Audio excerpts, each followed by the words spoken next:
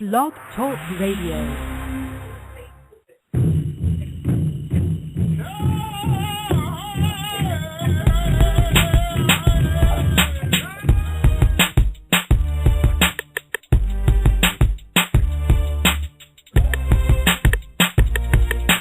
Open up the heavens, let the sunshine in. The Duke of Tears and Empress about to begin. Giving love to all the ancestors that's tuning in.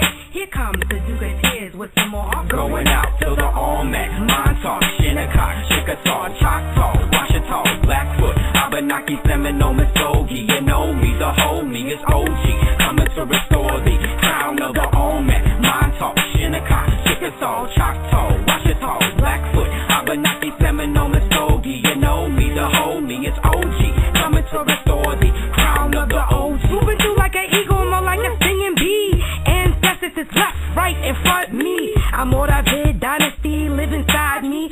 Moon goddess is birth, she work, native made for greatness. Hair wild, with natural style. Rain dancer under the moon, knock through the pearly gates. Escape from Spain to Panama, we still ahead of y'all. Never racing, just slow pacing to the top of the dome. We stand tall, y'all. Never lazy, for walk clap, just slap back. For all the more talking, Shinnecock, never stop. A little petite, but never retreat. 10K is doggone tall, y'all. Chopper riding, we awake, very deep streaming. E.T. beaming, blood chop, lightsaber walker, wolf talker. Never Going stop. out to the Olmec, Montauk, Shinnecock, Chickasaw, Choctaw, Washita, Blackfoot, Abenaki, Seminole, Muskogee. You know me, the homie is OG, coming to restore the crown of the Olmec, Montauk, Shinnecock, Chickasaw, Choctaw, Washita, Blackfoot, Abenaki, Seminole, Muskogee. You know me, the homie is OG, coming to restore the crown of the Tomahawk chop, an entire city block. Big buffalo people coming back to wreck shop. Pop 'em out and pop, can't stop the rebirth of raw. Indigenous rock whip, the native chant to a Christ war dance. In trance at a glance, anyone who glanced at the Shechem war dance. War dance, Chief Seven Feather Owl, the Moorish colon Powell. Make all these 14th Amendment rappers throw in the towel. Square, compass, and trowel. These masons taking oaths, disrespecting ancestors, selling their souls to ghosts. I raise my glass, make a toast to Aboriginal hosts, traveling through the cosmos. That's most, meaning that's on top. My wounded knee bandaged up, Black Hawk, what's up? Geronimo Skull, we taking it back from the tomb of the bones when we coming in the rooms and we doom like Olmec, Montauk, Shinnecock, Chickasaw, Choctaw, Washita, Blackfoot, Abenaki, Seminole, Muskogee. You know me, the homie is OG, coming to restore the crown of the Olmec, Montauk, Shinnecock, Chickasaw, Choctaw, Washita, Blackfoot, Abenaki, Seminole, Muskogee. You know me, the homie is OG, coming to restore the crown of the OG.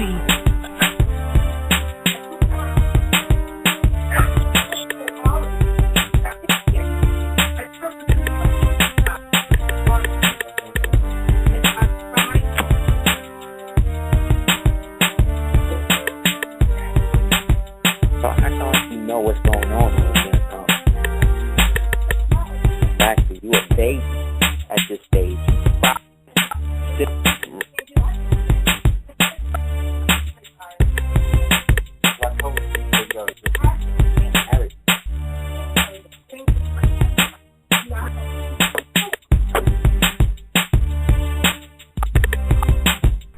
Going out to the Olmec, Montauk, Shinnecock, Chickasaw, Choctaw, Washita, Blackfoot, Abenaki, Seminole, Muskogee. You know me, the homie is OG, coming to restore the crown of the Olmec, Montauk, Shinnecock, Chickasaw, Choctaw, Washita, Blackfoot, Abenaki, Seminole, Muskogee. You know me, the homie is OG, coming to restore the crown of the OG. Let the sunshine in. Peace. You're now tuned in live to Super Heru Radio. I am your host, I fear the Duke of Tears, along with everybody, all the human families of the planet Earth. Thanks for tuning in. Thank you for everybody that checked in for us last week. I hope all was well. I hope everybody has been as well as they can be in these trying times that we find ourselves in. But just know that the great and beneficial and wonderful, abundant Creator is still here, and it still is manifesting in us and all of us, regardless to whether or not we feel like it is or not. Because I can tell you, past couple of days, I haven't really been feeling like things are, well, things are always changing, but I just have been really looking at things in terms of, when is this thing going to become to a point where people decide what they want to do, to stop trying to fence it and then point fingers at the same time, We're at this auspicious time in history when all of these great things is going down and all these wonderful truths about us are being revealed every day. But it seems that the only thing that we can seem to focus on is, how bad and what our situation or how dire it always is. And unfortunately, that's the thing about, society or black, quote-unquote, society, is that it's living. And it's always been in a perpetual state of having to bounce back from some auspicious act or something that happened that required our people or whoever was happening to rise above it and get over it. While it seems like these people who ritualistically raise their children not only to be racist, but to, do all the crazy stuff that we see these other nations doing, and yet it seems like my nation is, well, not my nation, but those people who were melanated and born of this landmass seem like that's the only thing that they know how to do. And so, in sometimes little fits of melancholy will sometimes reveal aspects of that to you that you don't really, understand. And in researching some of these things, I was talking to somebody about Native Americans and stuff, and researched and was looking at when that term started to be present, in this hemisphere, and who was purporting it. And what I found was that Native American, the term or the word, was specifically something that was brought up during a period of time they call the 1500s, which, again, predominantly, most of the 1500s, whether people want to accept it or not, was dominated by the Morisco and so-called Franciscan empires, being that they were the ones who were the spearhead in dispossessing the Moors from their property and stuff. These were the ones who felt it necessary to perpetuate themselves in a way that would allow them to hold on to things for as long as they can, which is what any ruling power does. But with the Moriscos and specifically the Catholics and stuff, it was a deep needed obsession with possessing anything that we had. You know what I'm saying? That's what you could see in the play Othello. You know what I'm saying, with Iago, and how obsessed Iago was with just destroying, what remnants Othello could have had for his own happiness with Desdemona. But in essence, it was key to Othello, because what people don't realize in that story was that he was actually the general of Cyprus. He actually worked against his own people to possess Cyprus on behalf and with the Morisco Venetians. You know what I'm saying? So in a sense, he was kind of a traitor to the greater empire, but he was doing himself.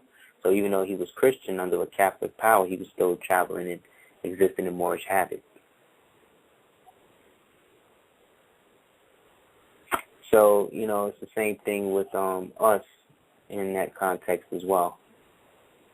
We exist in our perpetual Moorish habit, but at the same time, it's very hard for us to reestablish that in a traditional context based upon how disconnected the rest of our people are from who and what they are.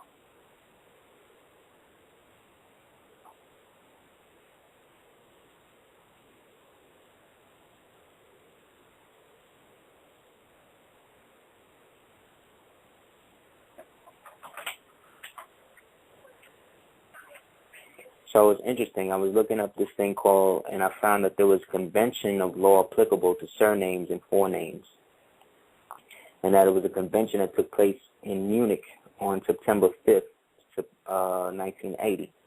And this international document basically said that surnames and forenames of a person shall be determined by the law and state for which he or she is a national. For this purpose exclusively, the situations on which surnames or forenames depend shall be assessed in accordance with the law of that state. But the wisdom provision says, in the case of a change of nationality, the law of the state of the new nationality shall apply. The United States signed off on this agreement internationally to deal with international things like that and remedies of people who are changing their names or correcting their appellation status. Therefore, that's showing proof right there that whenever the case of nationality is brought into a change of name, it falls under the nationality and the name of the person of which nationality or name that they are going under or to. So in our case, that represents a formal government that, for whatever reason, has had a hell of a time reconstituting itself. Thank you, babe. But that's how I go, you know. Let's see. You know what you're doing. You're not going to close anything out. You keep minimizing, opening and minimizing. I'm sure you're trying to just get stuff to people. Yeah. You want to do more when you want to. Yeah, I hear you. There's another explanation of what we're going and what we're talking about in that case. The explanation is very simple. Now, this is coming from the context of ecclesiastical law being applicable to one's own status in terms of what one consists or persists to be oneself. If you do not possess your name, then you do not possess yourself. Therefore, if the name is being possessed by a trustor or by a trustee acting as a trustor, that is fraud, and that is also a state. There's an actual term for that, estate rating by third party proxy. So the explanation, it says, is very simple. When somebody gives his name to another, he is simply authorizing that person to sign or speak in his name. That is the overall meaning of the Bible expression in 1 Kings 21, verse 8. Also in Esther 3:12 and in 8th verse between 8th chapter, 8th to 10th verse, and Luke between 10th and 17th. So the principle of delegating a name to another authorizes someone to speak or sign in that person's name, thus granting the authority to his agent and hence a part of the glory of the delegator. For example, God placed his name on his people, right, in Acts 15:14. Those names were the ancient names of Beit El or Beit El, right? So this means that Bay and Il were the names that God had decreed upon the chosen people of Israel, meaning those who were descendant of Israel, a.k.a. Yaqub, who were descendants of those 12 tribes that came out of the triple stage darkness that we call the Great Flood and destruction of the old world into the ancient times of what people today call Atlantis, which at the time, like I said, was anything north in a region they was also referred to as Aparika. Aparika also was called Apar, right? But it was also called Opak, right? I also think this is where the term epoch comes from, meaning a specific type of age that has gone from one state to another. Therefore, when accepting God's name, you are accepting God's nationality. Therefore, according to the Bible, God's nationality is that of the Beit El, which is, again, the Bay and the El. This is why when you see so-called Jews, they always use the term El or Emmanuel. They always make a dash after, because they have adopted or walked themselves into being our undertakers because we have forsaken the Sabbath. Sabbath coming from a term Shabbat. Shabbat also coming from a term Shabbaz, and Shabbat coming from a term Shabazz. So the original Shabbat Shalom, or the people of peace, was the tribe of Shabazz. So when we say Shabbat Shalom, we're actually saying Shabazz is peace. Also, because the tribe of Shabazz was of the tribe of Koresh.